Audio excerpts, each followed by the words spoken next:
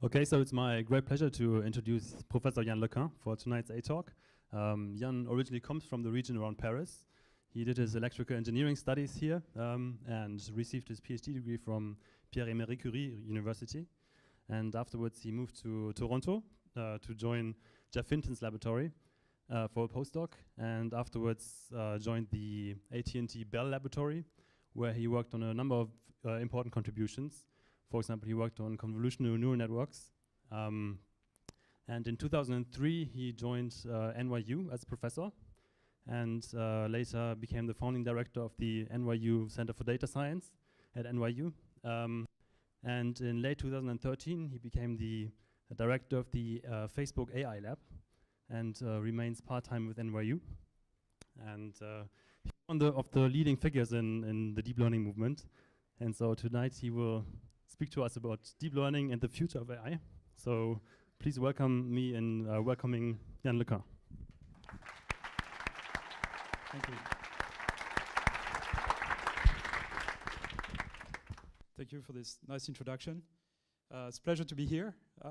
Of course, I've known about Aldebaran for quite a while, and knew about the NAO and everything. But it's really interesting to see what's going on here. So I'm going to talk about machine learning, deep learning, a little bit about the past, a little bit about the present type of research, and about the future, challenges for the future. And I'll start with the past. So going back a long time in the history of machine learning, perhaps one of the first learning machines, the perceptron, from 1957. And the reason I'm showing this picture is because a lot of the machine learning algorithms that we use today are direct descendants of this. But also there are big differences. So the perceptron is a very simple machine that has some sort of sensor, some sort of feature extractor. It looks like a kind of a spaghetti plate here. And that's the classifier. And it was actually a piece of hardware. It was not a program on a computer. It was actually built physically. And it's very simple. Each of those modules or rows of things here are actually weights that linearly combine features that are extracted by this feature extractor here, and compute a weighted sum. If the weighted sum is larger than a threshold, it's one class. If it's below a threshold, it's the other class. And the learning algorithm modifies the weights in that weighted sum. Nowadays, so the learning algorithm is super simple. I wrote the formula. You don't need to understand it, but basically it's error correction. You show a pattern, and if the answer is too low for the desired category, you increase all the weights whose input is positive and decrease all the weights whose input is negative. And then if the output is too large, you do the other way around. And nowadays you can program this in just about 3 lines of Python. So it's a lot simpler, but it's supervised learning. So supervised learning, you have a sequence of training samples, inputs and corresponding desired output. So for example, you want to do image recognition. X would be the pixels of the image, and Y would be the category. Is it a car, a table, or elephant, or a giraffe, or something? And then you have a number of examples, and you show those examples to the machine. If it gets the right answer, you don't do anything. If the answer is wrong, then you correct those parameters. So conceptually, you can see the architecture of the perceptron as, you take an image, you run this image through a feature extractor, which is built by hand. Those wires were actually built by hand, but nowadays we, or at least until recently, we wrote programs to extract relevant features that are important for a classification. And then this list of features, think of this as a vector, would be fed to a simple trainable classifier. For example, a linear classifier as the one I showed for the perceptron, but there are other types. So that's the standard model of pattern recognition since the 50s, and until very recently, that was pretty much the only game in town. And so conceptually also, you can see the process of training a machine with supervised learning as some sort of minimization of some cost function or objective function.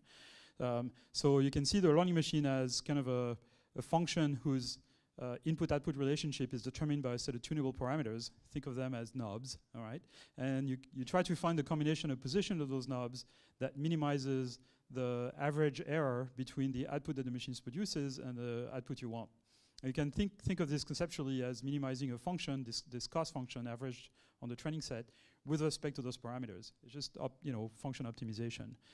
People use something called stochastic gradient descent, which I'm not going to go into, but basically it means show one example, give the machine the desired answer, and then tune the little parameters a little bit so that the error decreases. And it's a very noisy process, but it's quite efficient. So the big question there is how do we how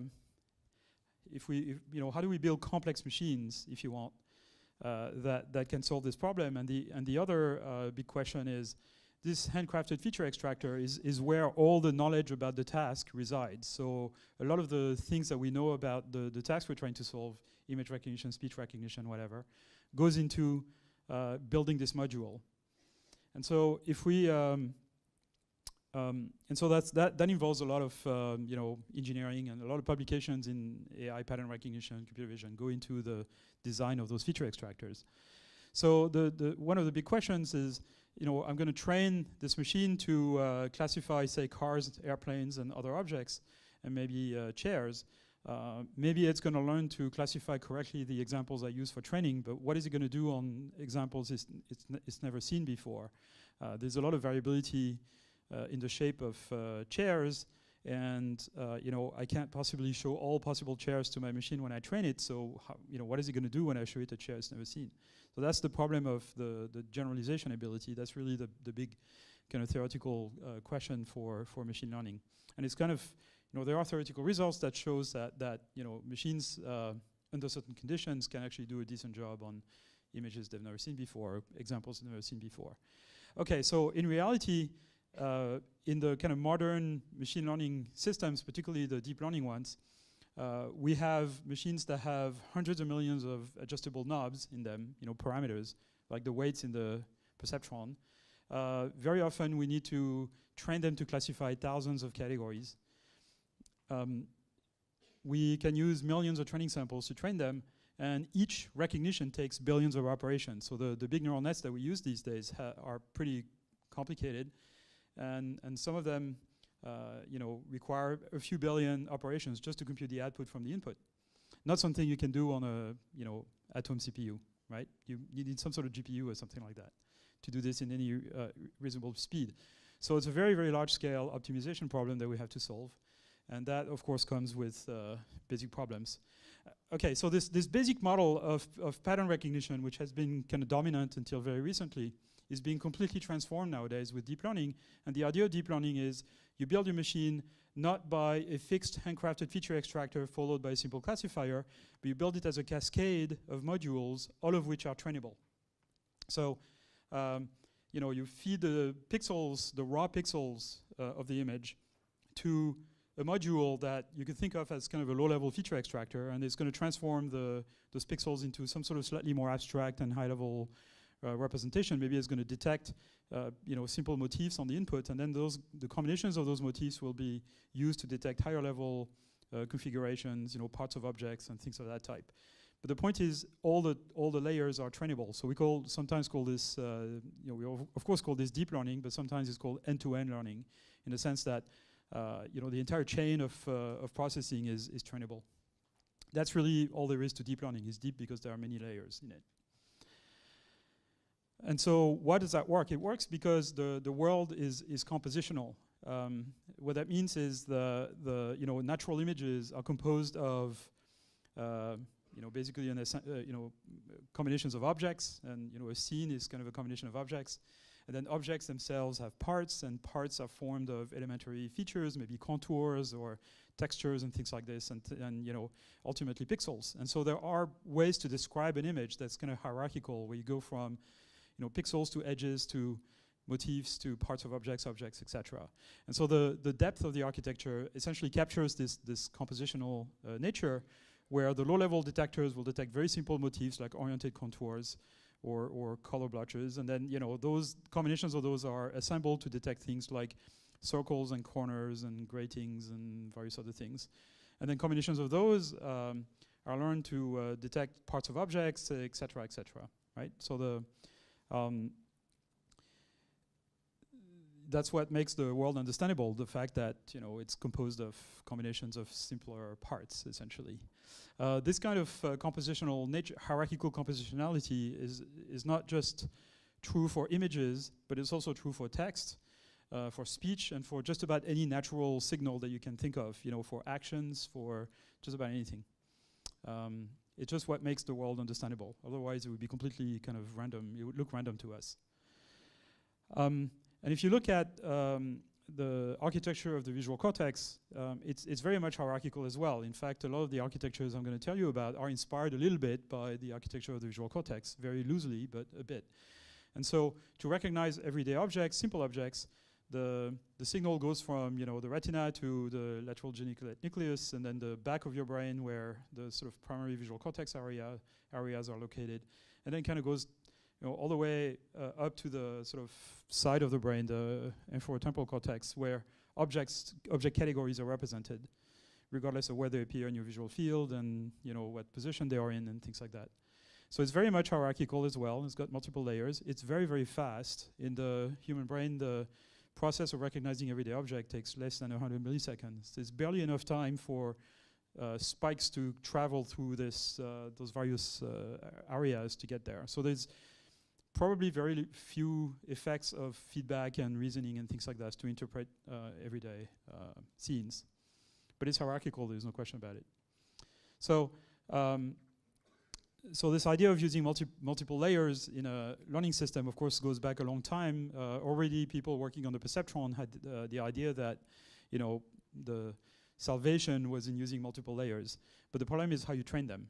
And so that idea came up, became popular. The one solution to this problem became popular in the mid-'80s. It had been proposed before, but was kind of ignored. But around the mid-'80s or late '80s, people figured out there was a relatively simple way of training multilayer networks, and that's called the backpropagation algorithm. So a multilayer net, conceptually, is a network where you take a vector multiplied by a matrix. So it's very kind of simple linear operation. And then pass the result, the components of the result, through a nonlinear function. In modern neural nets, this nonlinear function is what's called a half-wave rectifier, or sometimes called a ReLU. That stands for rectified linear unit. So it's very simple nonlinearity, kind of a thresholding operation, if you want. And then the next operation is, again, you take this vector. So many of the components will be 0 because they'll be saturated by this function, multiplied by a matrix, and then you get another vector which you pass through this function. Each component is passed through this function, and you repeat that process. And that's a deep neural net. Now, how do we train this? Well, so we want to train the coefficients in every single matrix here. And the way that's done is, basically we use the backpropagation algorithm, which I'll talk about in just a minute. But the way that those systems are built now, there are kind of frameworks, languages, some of which you may have heard of, Torch, TensorFlow, Theano, there is a bunch of them, to build networks of such modules.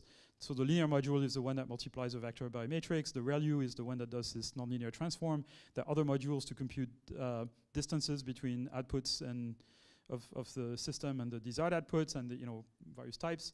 And you do this by just assembling, adding modules to kind of a container if you want, and then deciding on a cost function and having a training set and a test set, etc.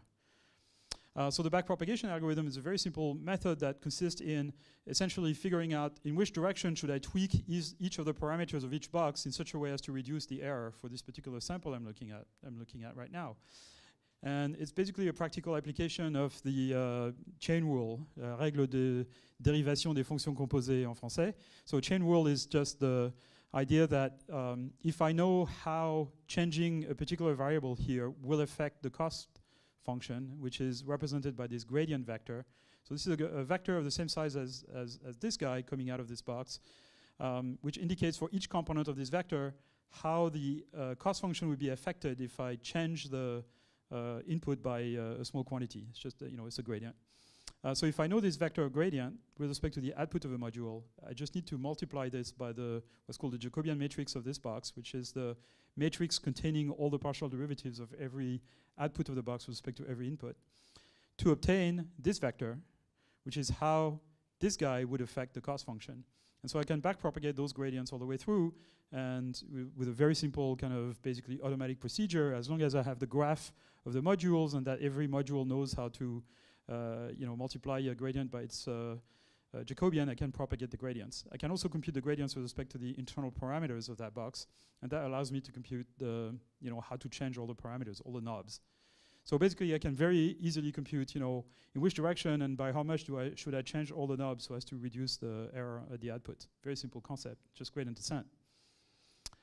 So the cool thing is that we can assemble those modules in all kinds of complex configurations, and all the tools, the software tools now that are available for deep learning do this automatically. So you assemble your network, and automatically the system will know how to compute the output from the input and how to backpropagate gradient through it. So you don't have to figure out how to compute a gradient. So there's a lot of kind of practical tricks, which I'm not going to go through to make this work in practice. There's a lot of literature on this. But instead, I'm going to talk about a particular type of model that's become very, very popular, and that I contributed to proposing back in the late 80s when I was at Bell Labs, called convolutional networks. I call them ConvNet. A lot of people call them CNN for convolutional neural net.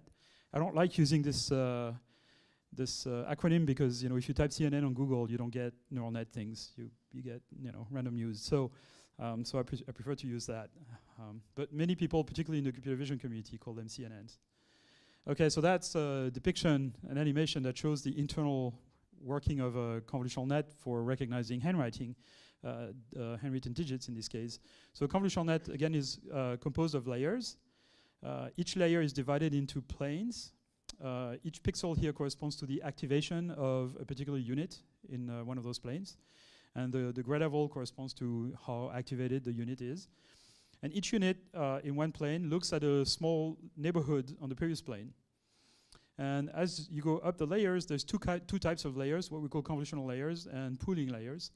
And they're kind of alternated. So this is a convolutional layer between here and here, and then a pooling layer, then a convolutional layer again, and then a pooling layer, etc. And as you go up the layers, the representation is more and more abstract, more and more invariant to irrelevant transformations of the input that don't change the nature of the object. And so let me go a little bit into the details of how this works. Basically, you have an input. You take a set of weights, which you can think of as kind of a little patch of coefficients. This is the sort of linear operation, if you want. And you compute the dot product between those weights and a neighborhood of pixels on the previous layer. And that gives you the value, the corresponding value here on the output. And then you take this neighborhood and you swipe it over, always using the same set of weights. So the operation to go from here to here using this little set of coefficients is called discrete convolution. I'm sure a lot of you have heard what that means. It's kind of a mathematical definition of what a discrete convolution is. And then this filter is going to be learned, and every layer is going to have several of those filters so that an input is represented by sort of different filters. Those kind of can be seen as detecting particular motifs, very simple motifs on the input. Okay, then the next layer up is what's called pooling. So the pooling layer essentially takes the average or the max of a bunch of activities in a local neighborhood and then produces this on the output. But then this neighborhood is shifted by more than one pixel, so in such a way that this map has lower resolution than the previous one. And then you repeat the process. So each of these guys is the result of applying one of those convolution kernels to each of those planes here. They're called feature maps. So you convolve each feature map here with a different convolution kernel, add up the result, and then pass the result through a nonlinearity, and then again pooling, and then convolutions again, etc. So you train this with backpropagation. It's relatively easy to figure out how. And eventually, when you train the machine to classify digits, it figures out which values those filters should take, those convolution kernels should take. Here's a depiction of maybe a little animation of how this works. These are 3 different planes, 6 different kernels, and 2 output maps. And so this output map is a result of convolving all those 3 input planes by those 3 convolution kernels, adding up the result and writing the result in the corresponding map on the output. This is an animation that was produced by Andrei Karpathy, who is a student at Stanford.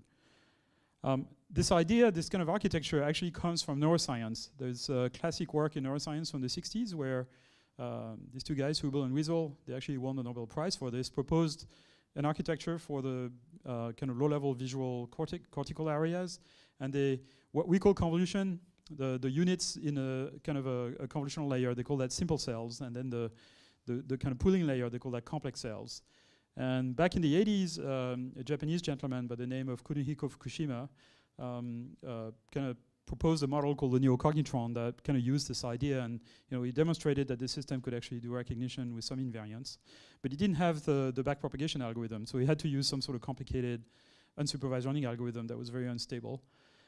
He was interested in kind of modeling vision, really. So my contribution to this in the late 80s was to essentially build those architectures and train them with backprop. And that resulted in the convolutional net, which basically you can think of as a succession of stages composed of perhaps a normalization that's kind of optional, those filter banks, those convolutions, pointwise nonlinearity, and then feature pooling, and you repeat this module multiple times. Here's kind of a small video that I might show you.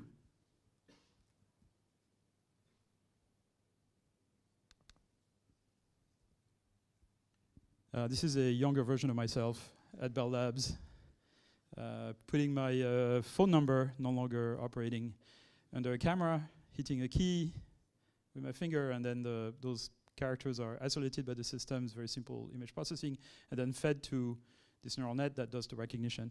This was this video was produced around 1992, 1993. I can't remember the exact date. At the time, the standard PCs of the time had 386 Intel processors, which were incredibly slow for floating point computation. So we actually had to implement this on a special board that contained a DSP, a digital signal processor, capable of the absolutely unbelievable speed of 20 megaflops. And modern GPUs can do 10 teraflops, right?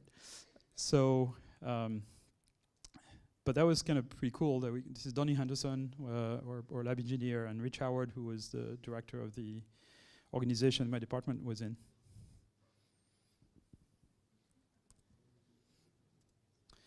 So this is, early 90s, more than 20 years ago. So one thing that we discovered pretty quickly is that we could train those convolutional nets to recognize individual characters or individual objects. But once we trained them to recognize individual objects, we could apply the convolutions on larger images, perhaps that contain multiple objects, and then just replicate, apply the convolutions on larger images. When you convolve a larger image with the same convolution kernel as you had in this one, you just get a bigger image on the output. So if you view every layer as a convolution, what you get is basically a whole series of convolutional net, each output of which is influenced by a small window on the input of, in this case, 32 by 32 pixels. And so basically it very cheaply allows you to apply a convolutional net with a sliding window over a larger image. And that allows you to recognize multiple objects without even paying attention. So here's an example of how this works for handwritten digit recognition, where here we have all those kind of successive convolutional nets applied with a sliding window on the input. It's very cheap to do. What's displayed here is the highest scoring category within that window. And then a very simple post-processing kind of pulls out which objects are actually present, that if they have two 5s or two 3s that are detected at the same place, it probably means it's actually the same digit. So the crucial aspect of this is that allows us to do object recognition without prior segmentation. Before that, in the classical way of doing pattern recognition, you had to isolate every object before recognizing them. And now what we could do is basically just recognize multiple objects like handwriting, handwritten words or things like that. So pretty soon, that's kind of a fun example here, where kind of a stroke can be linked with other strokes depending on which location it's based on. So there's no explicit segmentation, it's just a convolutional net doing the job here. Eventually we built a system to actually read checks out of this technology, which was deployed very widely across the world. And by the late 90s, this system of this type using convolutional net was reading 10 to 20% of all the checks written in the US, the bank checks written in the US. So it's very successful. It was used in Europe in sort of various automatic teller machine. It was actually the first company to buy the automated teller machine with the check recognition system in them. It was a French bank. It was the Crédit Mutuel de Bretagne. back in the 1995 or something. So eventually we figured out, of course, this could also work for natural images, not just digits. Of course, we had to have computers that were a little faster for natural images, but it was not very different. So eventually we figured out, we could train a system to light up when there is a face in it and not light up when there is no face, and then swipe it over an image at multiple scale to detect all faces. This is actually my grandparents' wedding. And this worked pretty well. But those results were basically just completely ignored by the computer vision community. So later, in the late 2000s, we started to think about sort of more challenging problems using convolutional nets, particularly things like what's called semantic segmentation. So semantic segmentation is labeling every pixel in an image with the category of the object it belongs to. So, a door, building, sidewalk, road, tree, sky, etc. So it's kind of the ultimate vision problem, if you want. And for this, we used a multi-scale convolutional net, which kind of, essentially decides of the category of every pixel in the image, again, using a sliding window. But you need kind of a large context window to be able to decide what a pixel is. So a gray pixel, can be the road, can be the sky, can be the side of the mountain, can be the shirt of the guy here. It can be a number of different things. And so we feed the convolutional net with multiple versions of the same image at different scales, kind of a pyramid if you want, and it's the same convolutional net that is applied to all of those things. And then we kind of upsample the feature maps coming out of the low resolution networks, have a couple more layers, and then train the whole thing end to end to classify every pixel with the right category. So what you need to train a system like this is a data set of images where every pixel has been labeled, which of course there aren't many of those. The data sets that we use for this had only something like 2,000 or 3,000 images, pretty small. But it works really well. With a little bit of post-processing, we had very good performance with that system. In fact, we beat the state of the art. This was around 2010, 2011, on 3 different data sets, and also with a system that was 100 times faster than the second best, running on a regular laptop. We submitted this to the CVPR conference, the Computer Vision conference, and in 2011, and the reviewer comments were, "What the hell is a convolutional net?" They just did not believe the result. They just didn't believe, it's double blind, so they didn't know who it was, and they just didn't believe the result. They thought it was either fake or, a mistake or whatever, and they had no idea what the convolutional net was. Eventually, we built a system that could do this in real time. I'm going to show you a video of this.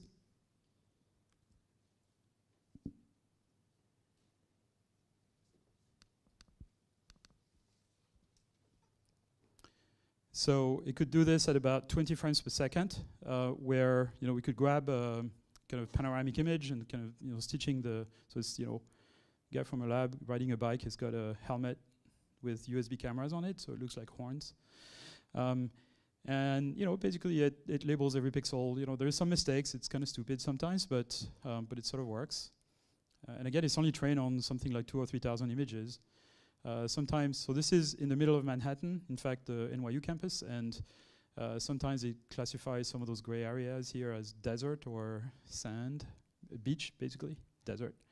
Middle of Manhattan, there is no desert or beach I'm aware of, but but it seems to work okay, reasonably well.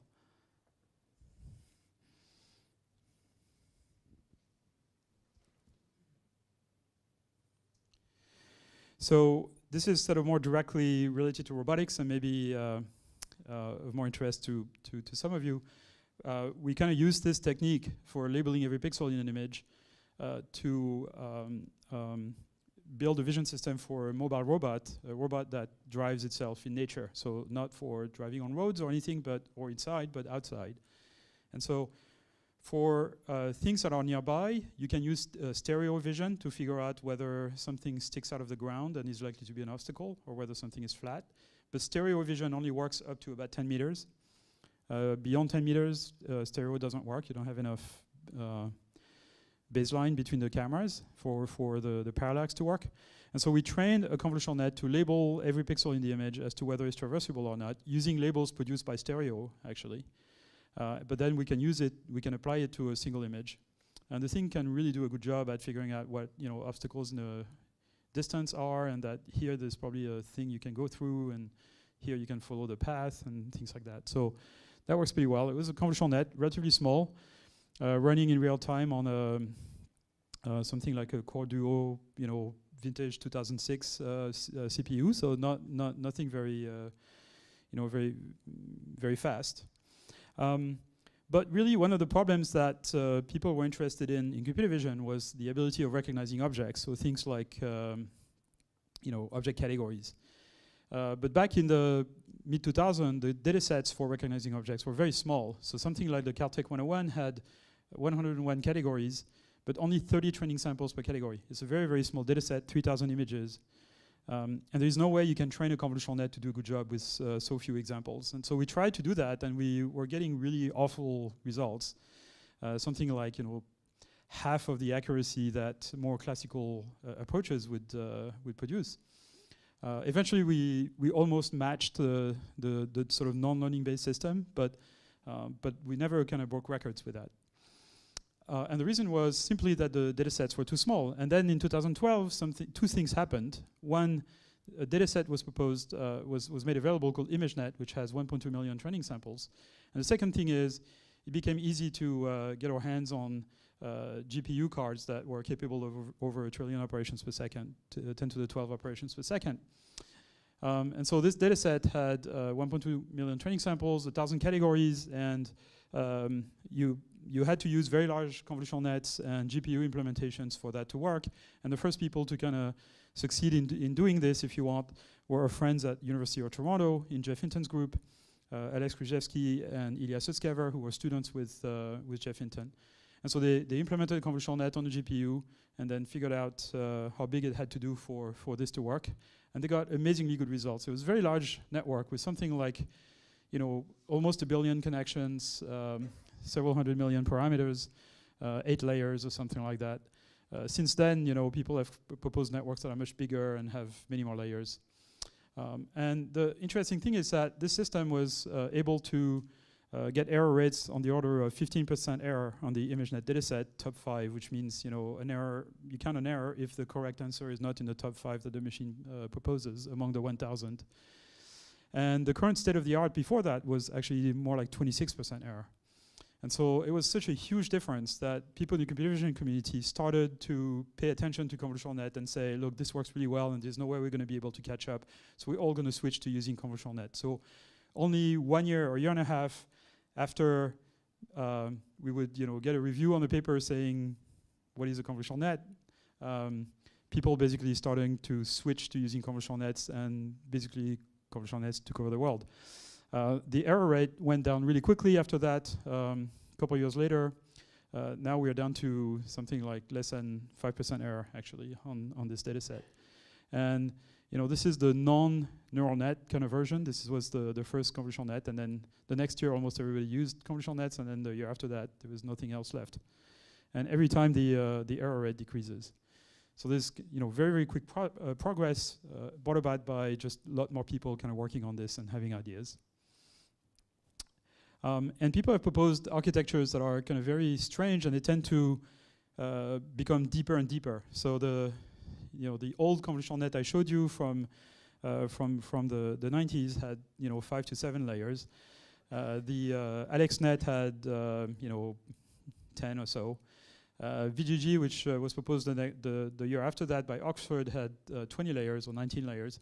GoogleNet, which won the competition the same year, had a ridiculously large number of layers with this called Inception architecture, which is kind of a little funny. And the latest one, ResNet, which was proposed by Kai-Ming He from Microsoft Research Asia, has 152 layers. And it's got this kind of funny architecture where there is sort of bypass connections that allow basically every layer is kind of by default the identity function, and the layers sort of modify this identity function to do something interesting. Most of the layers actually don't do much, but it allows the system to kind of be robust to layers not doing much. So there is sort of an inflation of number of layers, if you want, in those years. And it's interesting to see, so you start from a random initial conditions, and what I'm displaying here are the filters at the first layer, the convolution kernels, as the learning proceeds. And they start from random configurations, and they eventually kind of differentiate themselves and kind of end up doing center surround, oriented edges, gratings, etc. And we get this hierarchical representation of the world basically directly out of it, just training from data. And so one thing that people have tried to use convolutional net for now, since in the last 2 or 3 years, is a lot of different things. Like, for example, producing captions for images. So here is an image. Here is a description of this image by a human person. Here is kind of what the system produces. This is a system built at Facebook, but there's probably 10 different labs that have similar systems. It says a man wearing skis on the snow, a man riding a skateboard on a ramp, a woman holding an umbrella. It's pretty decent descriptions.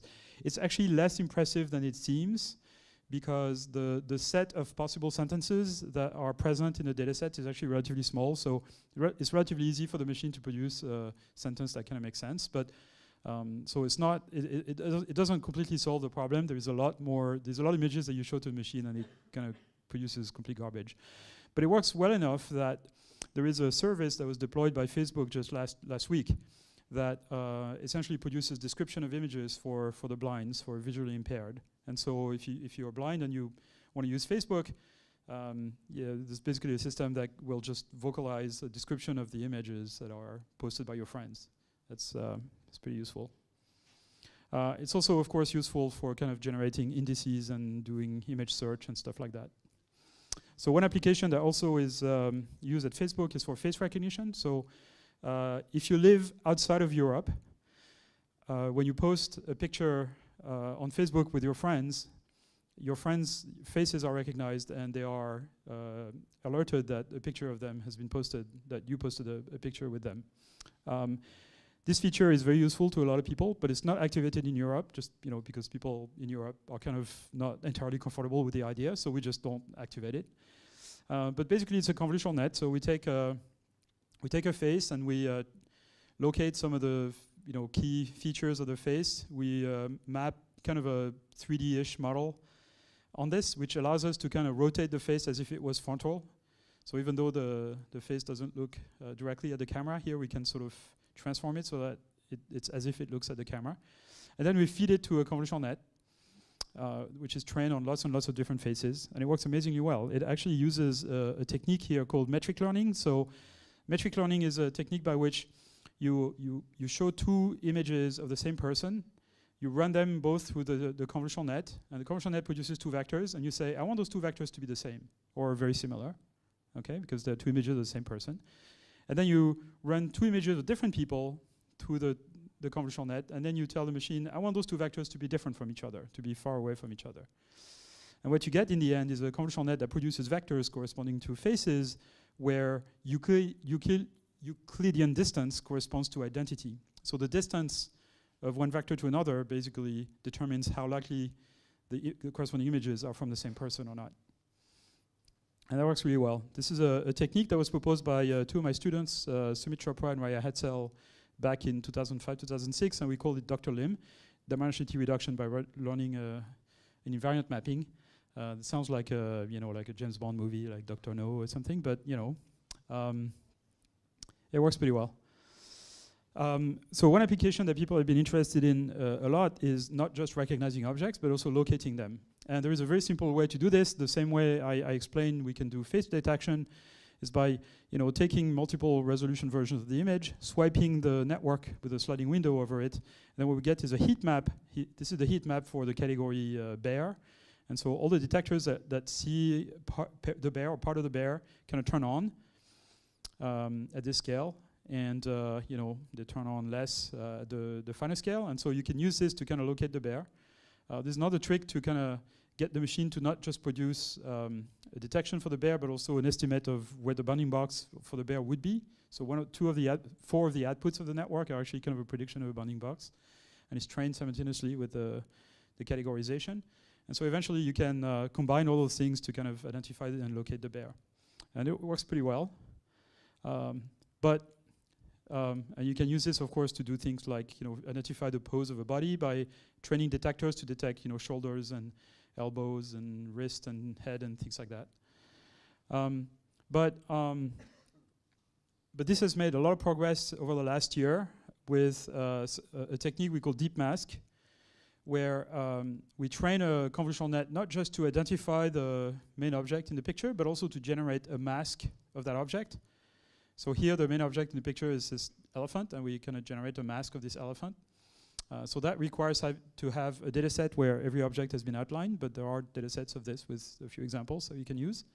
So those are examples of candidate objects that have been generated. And then you kind of integrate this into a very complex set of multiple neural nets, which I'm not going to go into, that you train on the gigantic machines with 8 GPUs on them, that you stack in a rack.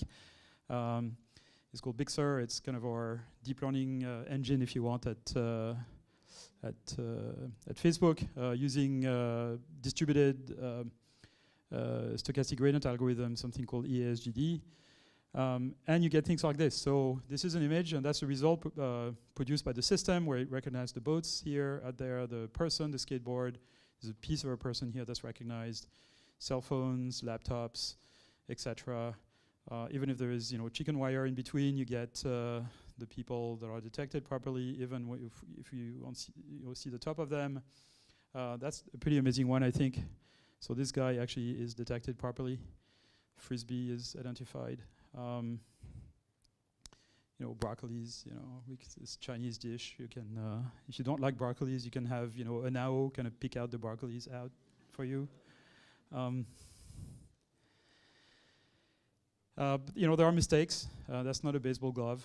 And those are kind of semantic mistakes that a machine could perhaps figure out if it had kind of a broader semantic context, but this is just a vision system. That's my favorite example. So there's a bunch of sheeps, and you can count the sheeps. This sheep here is broken in half, but it's lamb chops, donuts, animals, who are in the business of hiding themselves, various items. So this works, right? It's not like vision is completely solved, but this is, things that you would have asked, vision researchers 5 years ago, how long is it going to take for us to be able to do this? They would not have said that we would be able to do this by 2016. So this sort of accelerated progress because of deep learning and because of all the people kind of jumping on the bandwagon and kind of inventing new techniques. So the cool thing also is that people have been trying to use convolutional nets for speech recognition, and this works really well. This is some work my NYU lab did in collaboration with IBM for speech recognition. And it's a multilingual convolutional net that is trained to basically do the acoustic modeling in speech recognition for Kurdish and Kazakh and Lithuanian and a bunch of other languages. And the cool thing is that there is not a huge amount of data for each of those languages, but because the bottom layers of the network are shared among all languages, it learns features that are generic to any speech, regardless of language. It's pretty cool. And it's a convolutional net. If you talk to your Android phone or quite possibly your iPhone, the system that does the mapping of your speech to kind of sound categories is a convolutional net. Conv nets are everywhere, or soon will be. People are building chips for them. This is a picture of Jensen Huang. He's the CEO of NVIDIA, the GPU company. And NVIDIA has been embarking on a big project to actually build embedded systems for self-driving cars, robotics, and things like this. One of the things I'm rooting for is that, in your next version of whatever robot you guys produce, you put one of those things in it. Because that's the only way your robots are going to have powerful enough sensor processing for doing things like vision and speech and dialogue systems and language understanding, perhaps even translation and stuff like that. Basically, those machines have the required power to do this. They have enough power to do basically, self-driving cars. So they certainly have enough power to, might be a little too big for a robot for now, but maybe in a Pepper or something like that. But pretty soon, those guys are going to build chips for this that are supposed to be targeted for mobile devices, and those will, be appropriate for a robot. compact and cheap enough. So what NVIDIA is doing is that they are actually providing not only hardware platforms but also software platforms to run algorithms very similar to the one I talked about earlier. In fact, this is directly inspired by the semantic segmentation system I was talking about earlier. Another company that's very active in this is Mobileye. So this is an Israeli company, and they build special purpose chips and software and some kind of black boxes that car manufacturers put behind the windshield to kind of look out the window and essentially provide self-driving capabilities. So if you are lucky enough to have a Tesla has a self-driving thing that you can activate by just pushing a button, and it uses a convolutional net, and it does operations of this type where it figures out, what is traversable, very much like the robot I showed you earlier, and figures out all the, detects all the people and the cars and everything. So another thing that people are working very actively on is convolutional nets applied to medical image analysis. This is probably going to have a big impact on radiology because some of those systems can do things like identify tumors more reliably than most radiologists. And so the combination of an expert radiologist with a system of this type will probably be a very good thing for public health. So to give you an idea, so companies like Facebook, Google, Microsoft, Baidu, all the big players, IBM, use convolutional nets in a big way for image recognition. So to give you an idea of the scale, every day, Facebook users upload anywhere between 800 million and 1.3 billion photos on Facebook. This is every day, roughly 1 billion a day. And this does not count WhatsApp, Instagram, and Messenger. It's just Facebook. All of those images go through 2 convolutional nets within 2 seconds. One convolutional net identifies objects in the image, basically generates something like 2,000 different tags that allow us to basically know what the content of the photo is. And the other convolutional net does face recognition. That one, of course, is not activated in Europe, as I said before. So it's not 1 billion, it's maybe 800 million or something for that one. But you can imagine, given the size of those convolutional nets, you can imagine the kind of infrastructure that's required for it. Also, there is a lot of work in sort of the optimization of running those convolutional nets on the servers to actually save a lot of computation. So this is a very challenging problem. A lot of effort is devoted to this. So pretty soon, thanks to conv nets and deep learning, we'll have self-driving cars, medical imaging that works, augmented reality and mobile devices, and smart cameras, robots, toys, things like that. But that will require a lot more compute power than what you currently have in your robots. So if I have one request is put a GPU somewhere in your robot, so we can actually run big algorithms. Okay, so a big area of research nowadays is the use of deep learning in natural language understanding and natural language processing. And it's a very interesting development because until recently, NLP is one of the areas where deep learning was kind of, people were hopeful, but deep learning hadn't, taken over completely, hadn't kind of beaten more classical systems, if you want, for typical tasks. And that's changing just about now. So there's a technique called word2vec that some of you may have heard of, which is basically an unsupervised learning technique that learns to associate a vector to each word. And it's done by basically taking a sentence from a piece of text or a series of successive words from a piece of text and training a machine to map those words to vectors, and then taking this combination of those vectors to predict what the word in the middle is. So you just train a classifier as if it was a classifier with, say, 100,000 categories, the size of the dictionary.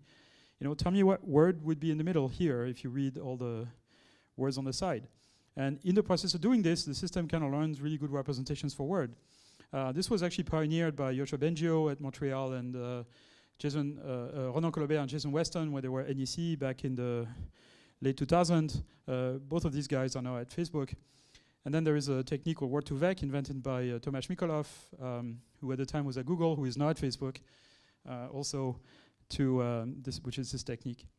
And you get this kind of amazing result that if you take the vector for Tokyo and the vector for Japan, and you subtract the vector, do Tokyo minus Japan if you want, you get a particular vector. And if you do Berlin minus Germany, you get another vector. And those vectors are pretty much the same. So Tokyo minus Japan equals Berlin minus Germany, which allows you to do something like Tokyo minus Japan plus Germany equals Berlin. Or Tokyo is to Japan as Berlin is to Germany. Things like that. So analogy through algebra. And this is very important because a lot of us have been thinking that reasoning should not be done through logic, or rules, but should be done through continuous mathematics. And the reason for that, basically, instead of symbols, you have vectors. Instead of logical operations, you have continuous mathematics operation, like linear algebra and things like this, neural nets. And the reason for doing this is now every operation the machine does is differentiable. You can propagate gradient through it, and therefore you can train the machine to do the right set of reasoning, if you want. So, substituting symbols, changing symbols by vectors, in fact, is perhaps one of the hopes that will allow us to train machines to do reasoning. So, for example, we can use this to build question answering systems where, a data, a knowledge base is, for example, represented by a knowledge graph, which is a bunch of entities like, George Clooney and, whatever her name is, Preston, that's her wife, his wife actually. And the relationship is, they're married with each other.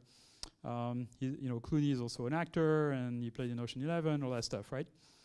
So there's a technique where you can take two entities and a relationship, represent them as vectors, and then combine those vectors through a trainable function to produce a single vector that represents this whole relationship, if you want. And then simultaneously, you can also take a sentence, which would be a question, for example, and then using those word embeddings, you get a sequence of vectors that correspond to the vectors for each of those words, and then you can train a function to map this to a single vector. And what you're going to do is train these mappings in such a way that whenever you have a vector for a question, the vector for the corresponding answer is nearby. So this is the same trick that we use for face recognition. Take a question, take the corresponding answer, run them through neural nets, and train this neural net so that the output vectors of the question and the answers are nearby, and then take another answer that does not correspond to this question, and then move them away. And this actually works. So you can build question answering system based on this, where the similarity basically is the dot product or Euclidean distance between vectors on the output. Another example is an idea to do translation, which is sort of an old idea, but it was kind of really demonstrated in a big way by Ilya Sutskever, who was at the time at Google Brain. And he used what's called recurrent neural nets using LSTM, a particular type of recurrent neural net, in such a way that you can feed a sentence in one language to the recurrent neural net. And what the neural net does is that it accumulates the meaning of that sentence into kind of its state vector. So this is kind of time going this way, if you want. And so the collection of those vectors represents the content of the sentence, the meaning of the sentence. And then that vector is fed to another recurrent net, which is trained to produce sentences in French from this input. And you train this whole thing end-to-end with pairs of sentences in English and French, just doing backprop. It's called backprop through time because it's a recurrent net. And this amazingly actually works. It's pretty gigantic neural net, but it actually works, and it approaches the performance of more traditional sort of phrase-based statistical language translation system. More recently, people at University of Toronto, in fact, in Yoshua Bengio's lab, in fact, Kyung-Yoon Cho now is an assistant professor at NYU, New York University, proposed to kind of simplify this architecture while making it more complex but smaller using what's called attention mechanisms. I'm not going to go into the details of what this is, but they managed to really kind of get really good results with much smaller recurrent nets than what Ilya Sutskever was able to do. And more recently, they get really good results. More recently, Chris Manning kind of re-implemented this.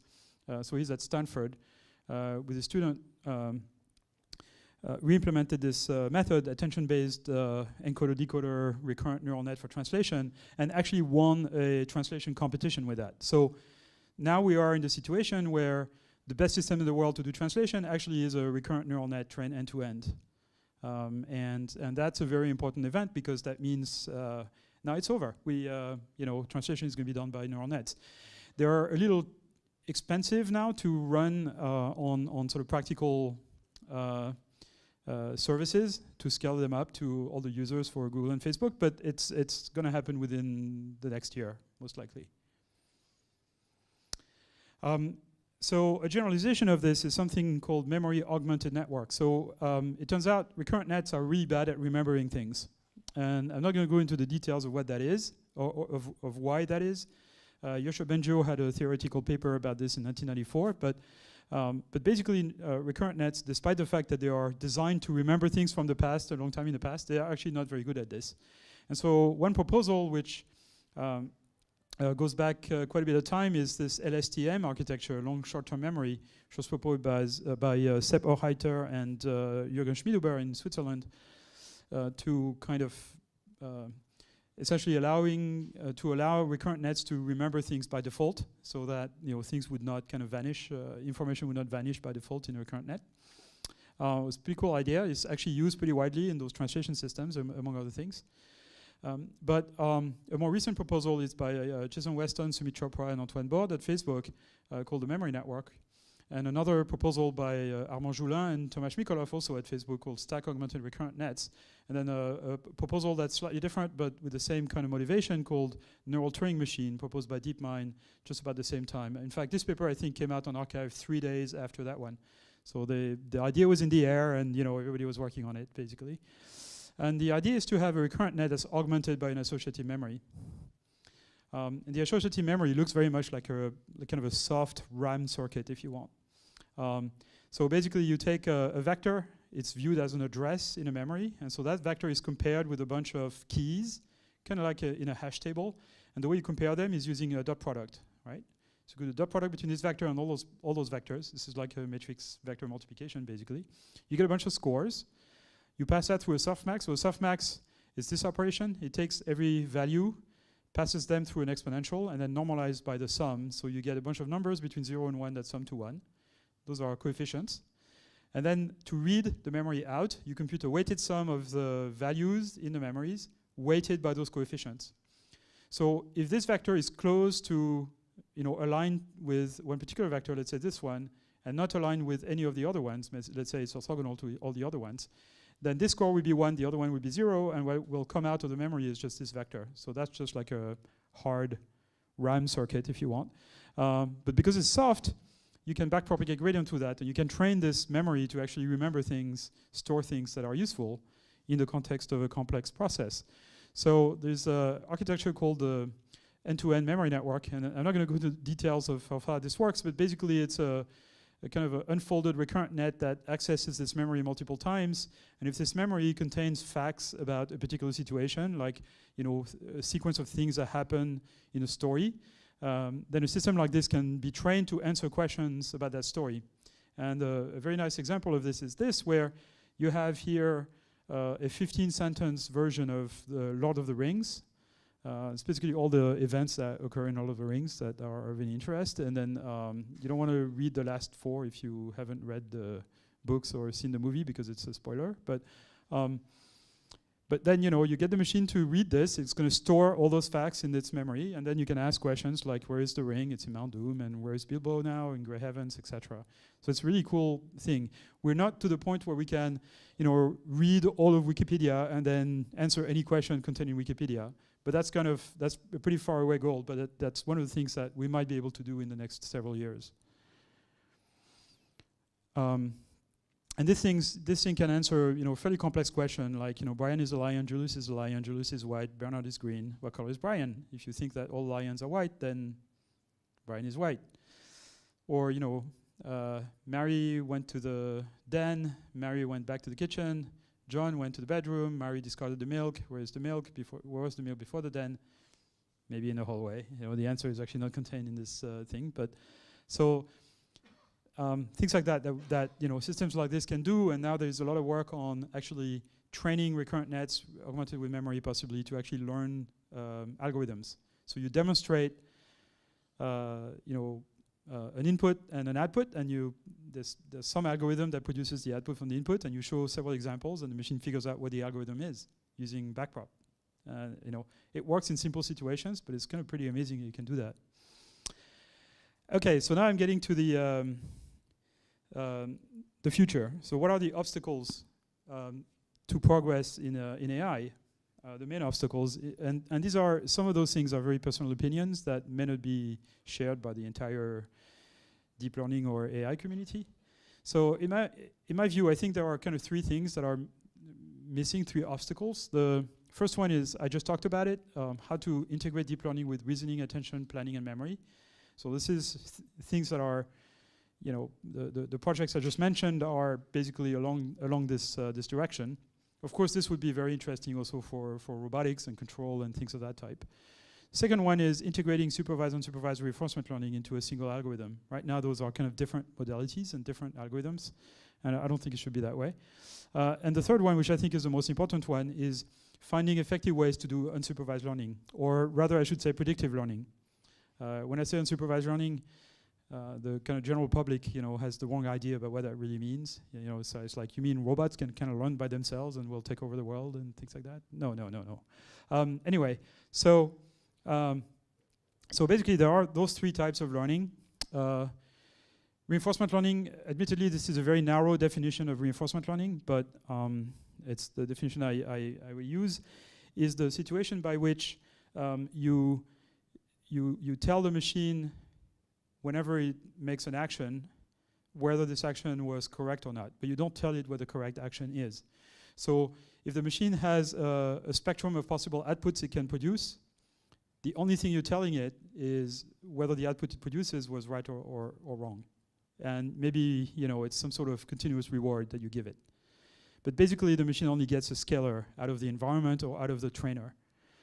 The second modality, of course, is supervised learning, where you tell the machine what the correct answer is. So implicitly, you're telling it, you get rewarded for this output and you don't get rewarded for the other outputs.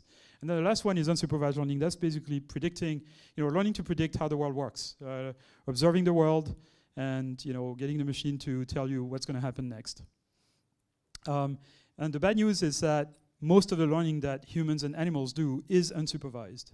So in a way, if intelligence is kind of a cake, like a forêt noire cake or something like that, Black Forest cake, unsupervised learning is the genoise, is the bulk of the cake.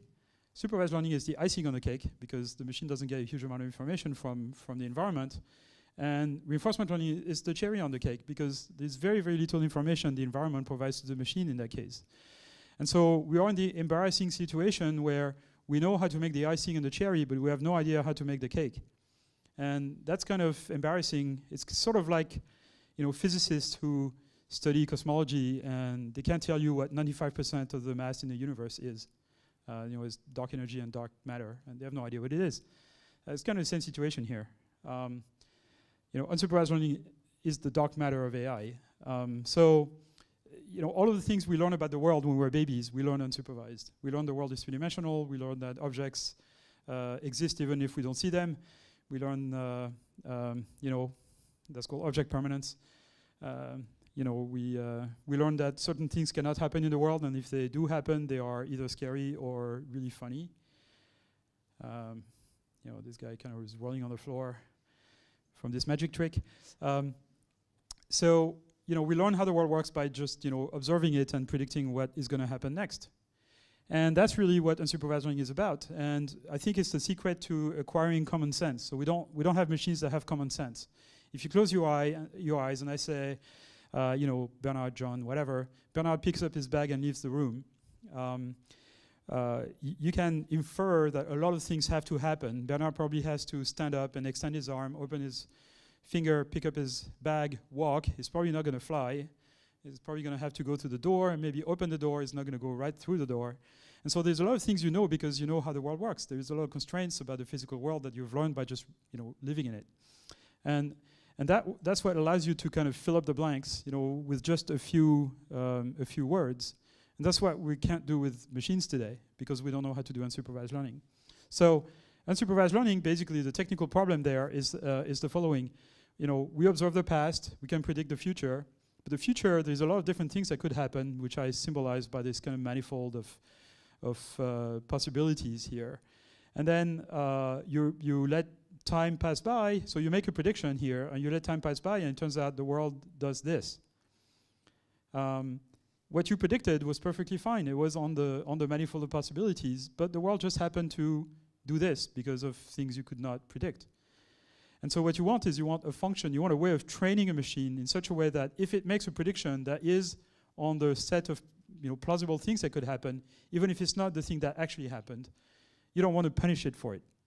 You want to say, okay, it's still okay. If I put this thing on this table and I let it go, it's probably going to fall. And from the distance you are, you probably can't tell which way it's going to fall. But you're going to predict it's going to fall. So let's say you predict it's going to fall to the right, and in fact it falls to the left. Your prediction was still correct, technically. So how do we do this? That's basically the technical problem we have to solve. And it's not entirely clear how to do this.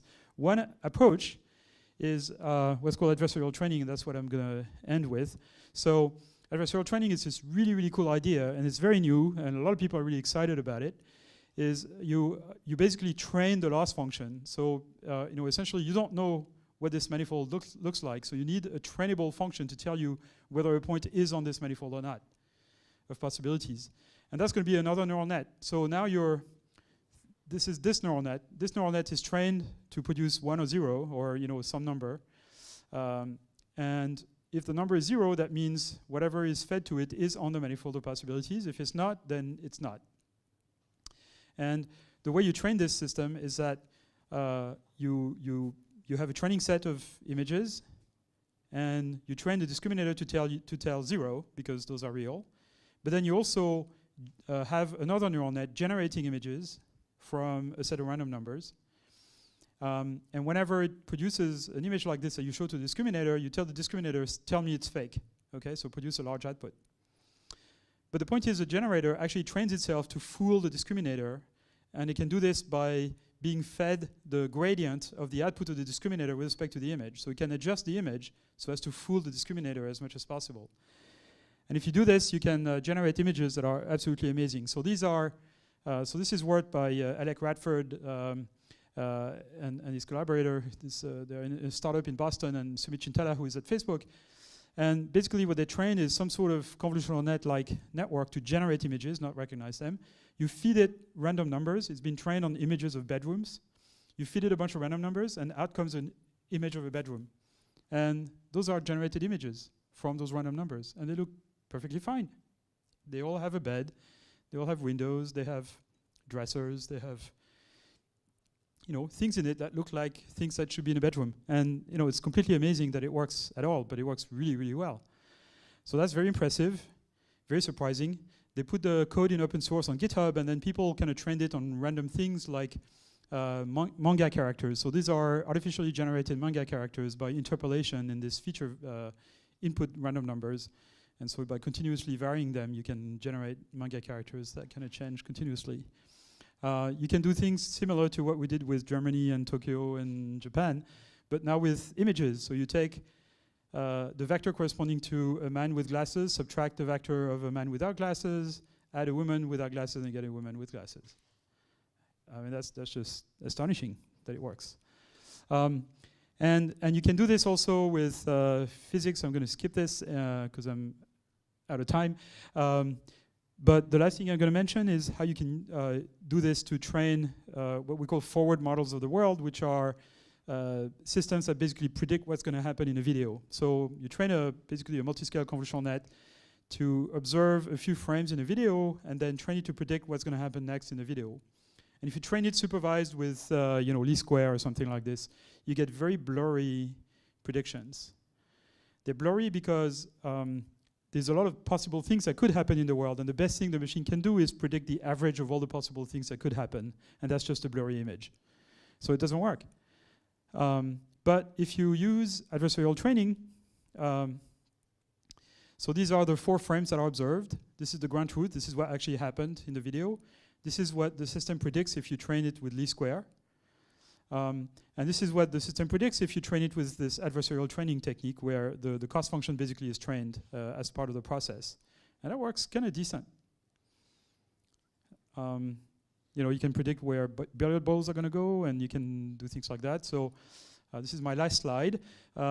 So here, the first 4 frames of very little animation here is comes from a real video, and then the ones that are surrounded, the 2 frames that are surrounded by a red frame here, are actually predicted by the network, and they look pretty decent. You know, this guy keeps moving, this thing keeps moving in the right direction. This kid here keeps advancing. This is for L2 training, etc. So it starts going like really. It looks bad when you let the system predict more than a few frames. It diverges pretty quickly, but at least there is a hope there that we have an angle on this predictive learning. And we think, being able to solve that problem really is the key to unsupervised learning or predictive learning, which will allow us to get machines to acquire common sense and then get to the next step in terms of AI. And I'll stop here. Thank you very much.